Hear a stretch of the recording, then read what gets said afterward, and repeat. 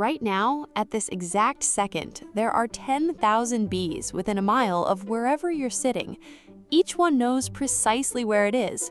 Each one knows precisely where it's going. And each one is capable of coming home from up to 5 miles away to a target the size of a dinner plate with an accuracy that puts your phone's GPS to shame. But that's not even the part that should blow your mind. The part that should blow your mind is what happens next, inside the hive, in total darkness, using nothing but their bodies. They tell the others exactly how to get there. In 1944, an Austrian zoologist named Karl von Frisch made a claim so bizarre that the scientific community nearly laughed him out of the room. He said that honeybees had a language. Not instinct, not chemical signaling, not random movement, a language with grammar, direction, distance, and meaning, performed entirely through dance. The dance is called the waggle dance, and it is, without exaggeration, one of the most sophisticated non-human communication systems ever discovered on Earth. Here is how it works. A forager bee returns to the hive after finding a rich food source. She lands on the vertical face of the honeycomb and begins to move. She walks in a straight line, waggling her abdomen rapidly, then curves to the right, returns to her starting point, walks the straight line again, curves to the left, and repeats, over and over. A figure 8 performed in darkness on a surface that is vibrating with the movement of 40,000 other bees. But it's not just a dance, it's a coordinate system. The angle of the straight waggle run, relative to vertical, encodes the direction to the food source relative to the sun. Straight up means fly toward the sun. 45 degrees to the left means the flower patch is 45 degrees to the left of the sun's current position. The duration of the waggling run encodes distance. Each additional second of waggling adds approximately 1 kilometer to the journey. And the vigor, the intensity of the waggling, the number of circuits performed, communicates the quality of the food source. A lazy dance means a mediocre flower. A frantic, high-energy performance means the discovery of a lifetime. Von Frisch eventually won the Nobel Prize for this discovery in 1973, because what he had found was not just animal behavior, it was symbolic representation, a creature using abstract movement to describe a location it was not currently at to an audience that had never been there. Only humans were supposed to be able to do that. Here is something the textbooks often gloss over. The waggle dance happens in near total darkness. The interior of a beehive receives almost no light. The audience bees surrounding the dancer cannot see the dance. So how does the message get through? Through vibration. As the dancer waggles, her body generates a precise vibration pattern, roughly 250 to 300 hertz, that travels through the wax comb like a signal through a wire. Follower bees press their antennae directly against the dancer's body and against the comb's surface, reading the mechanical signal with Johnston's organ, a cluster of thousands of mechanoreceptors located at the base of each antenna. Think of it as nature's version of Morse code, except instead of dots and dashes, the bee is encoding a 3-dimensional coordinate using the frequency, duration, and direction of body vibration. But the system has an additional layer of elegance that even modern engineers find remarkable: error correction. The dancer does not perform the circuit just once. She repeats it, often dozens of times, while the follower bees cross-check the data with each repetition. If the signal is ambiguous, the followers will actually jostle the dancer with a specific vibration called the stop signal, essentially saying, "Repeat that, I didn't catch it clearly." This is not a passive broadcast. This is an interactive communication protocol with feedback loops, error checking, and signal confirmation, running on biological hardware that weighs less than 1/10 of a gram. your Wi-Fi router uses the same fundamental logic. It just took us until the 1990s to figure it out. For decades, scientists assumed the waggle dance was the full story. The bee dances, the followers memorize the directions, they fly out and follow the instructions. Simple, mechanical, predictable. Then, researchers started doing something unexpected. They moved the food. When a food source was displaced to a new location, one that had never been danced about, one that no bee had ever visited, foragers didn't get lost. They didn't fly to the old location and give up. They systematically searched the surrounding area. They extrapolated. They reasoned.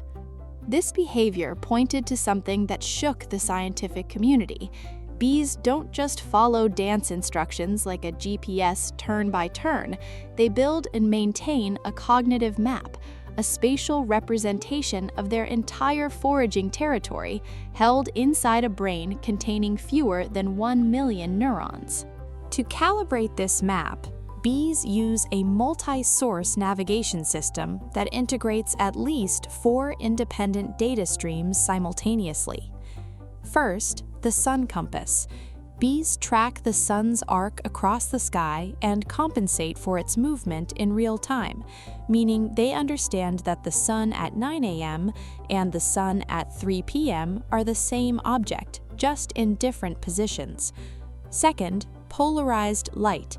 On overcast days when the sun is invisible, bees read the polarization pattern of UV light scattered through clouds, a pattern completely invisible to the human eye, to determine solar position with remarkable accuracy. Third, the internal clock. Bees possess a circadian clock so precise that they can account for the sun's hourly movement even during a period of confinement, predicting where the sun will be when they emerge, up to several hours later. Fourth, optic flow. As a bee flies, the speed at which the visual landscape moves across its compound eyes encodes distance traveled, a biological odometer that measures kilometers without a single sensor touching the ground. Your GPS combines satellite triangulation, cell tower data, and gyroscope readings. A bee combines solar geometry, UV polarimetry, circadian timing, and visual odometry. The outputs are comparable. The hardware difference is staggering. Now take everything we've just described, the dance language, the cognitive map, the multisensory navigation, and scale it up to a colony of 40,000 individuals, because this is where the story gets truly extraordinary. When a honeybee colony needs to find a new home during swarming season, when the old hive becomes overcrowded, the colony faces one of the most complex collective decisions in the natural world.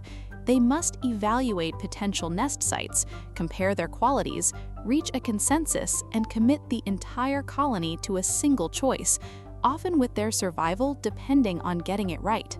Scout bees fan out across the landscape.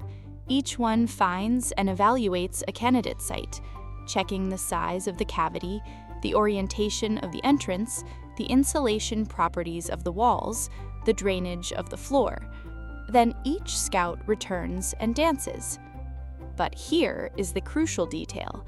The dance is a vote. Scouts who found better sites dance more vigorously and for longer. Scouts who found mediocre sites dance briefly and half-heartedly. Other scouts watch these performances, visit the sites being advertised, return, and add their own dance to the campaign they believe in. Over hours, sometimes days, the colony runs what is functionally a democratic election. The best sites attract more endorsement dances. Their supporters grow. Competing factions shrink as scouts investigate and are won over. When one option reaches a quorum threshold, typically around 15 Scout Ds dancing for the same location simultaneously, the decision is made. The entire swarm launches and flies as a coordinated unit directly to the chosen site. Researchers at Cornell University have documented this process extensively and reached a striking conclusion. The colony's decision-making mechanism is structurally identical to the process by which neurons in the human brain reach a perceptual decision, the same competition between signals, the same quorum threshold, the same winner-takes-all commitment. A bee colony does not have a central brain. It is the brain. 40,000 neurons, each one a living insect, running a biological algorithm that arrives at the same answer that vertebrate cognition took hundreds of millions of years to develop. Intelligence, it turns out, is not about the size of the brain, it's about the architecture of the network. A honeybee brain contains roughly 1 million neurons. Your brain contains 86 billion. And yet, with 1/1,000,000th of your neural processing power, a bee constructs a spatial map of a 5-mile radius, navigates using solar astronomy and UV polarimetry, communicates precise coordinates through vibration choreography, and participates in a democratic decision-making process that produces outcomes as reliable as the best human committees. What does this tell us? It tells us that intelligence is not a human invention. It is a physical property of the universe, a pattern that emerges whenever information, energy, and feedback loops are arranged in the right configuration. Evolution found it in neurons. Evolution found it in bee colonies. Evolution found it, independently, dozens of times. We just happen to be the version that noticed. Right now, as you watch this, somewhere within a mile of where you're sitting, 10,000 bees are dancing in the dark, building a map of the world, voting on the future, and navigating by stars you can't even see. They've been here long before GPS, long before maps, long before language as we know it. And they will almost certainly be here long after we've moved on to whatever comes next. The hive does not need us to understand it to keep working. But maybe, just maybe, understanding it makes us a little smarter about building our own. If this episode changed the way you look at the next bee you see, share it with someone who still thinks bees are just bees. Next episode, we go underground into the world of the electric eel and the biological battery that generates 600 volts from living tissue. How did evolution build a power plant inside an animal? Stay curious.